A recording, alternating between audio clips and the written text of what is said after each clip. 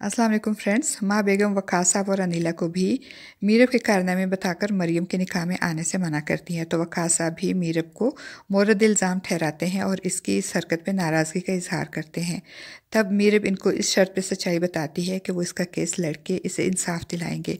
और जब वक़ास साहब और अनीला को असल हकीकत का पता चलता है तो वक़ास साहब मीरब को तसल्ली देते हुए कहते हैं कि तुम्हारा बाप अभी ज़िंदा है और मैं सिर्फ तुम्हारे लिए ज़िंदा हूँ। वक़ास साहब अनीला को मीरब का ख्याल रखने का बोल के हैदराबाद माँ बेगम और मुर्तसिम से मिलने हवेली जाने की तैयारियां करते हैं। दूसरी तरफ मरियम निकाह से पहले तो माँ बेगम से थप्पड़ खा के चुप हो जाती है, मगर निकाह के बाद वो माँ बेगम से कहती हैं कि अगर आप चाहती हैं कि मैं खुशी खुशी नौरेस के साथ रुखसत हो जाऊं तो आपको मेरी एक शर्त माननी होगी। माँ बेगम नागवारी का इजहार करती हैं और मरियम से कहती हैं कि वैसे तो तुम मेरे लिए मर गई हो और मरने वाले की आखिरी ख्वाहिश सुन लेनी चाहिए, तो फिर बोलो क्या शर्त है तुम्हारी। तो मरियम कहती है कि मैं तब इस घर से रुखसत होंगी जब मीरब इस घर में आएगी।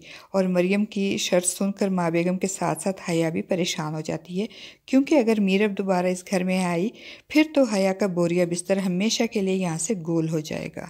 और फिर वक़ास साहब मीरब की सच्चाई सामने लाने के लिए मीरब के बाप के साथ साथ इसके वकील भी बनकर हवेली पहुंच जाते हैं।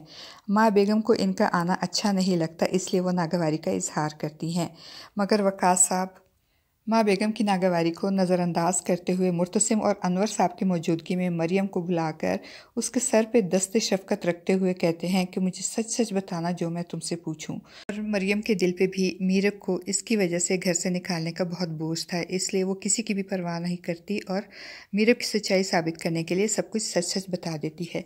जब वक़ास साहब मरियम से पूछते हैं कि तुम और मलक ज़ुबैर कब से राब्ते में हो, तो मरियम के जवाब देने से पहले माँ बेगम वक़ास साहब पे नाराज़गी का इजहार करते हुए कहती हैं, वक़ास मुझे ये सब बहुत नागवार गुजर रहा है।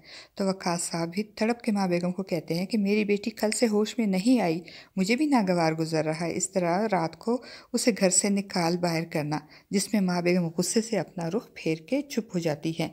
और वक़ास साहब दोबारा मरियम से पूछते हैं, बोलो मरियम जवाब दो। तो मरियम जवाब में कहती है 8 महीने से।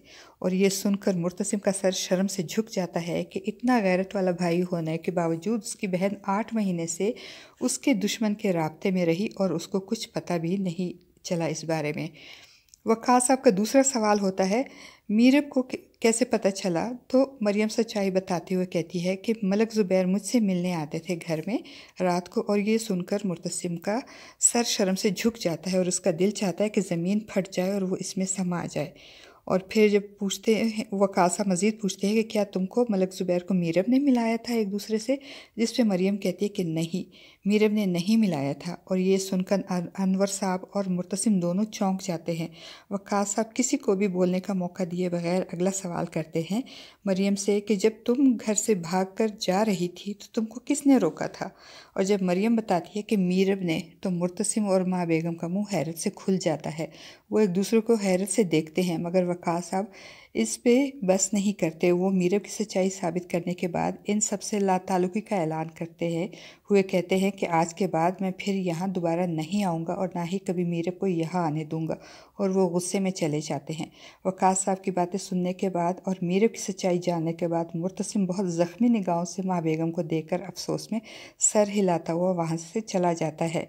और माँ बेगम हक्का बक्का इस नई सूरत हाल पे हैरान और परेशान खड़ी रह जाती हैं।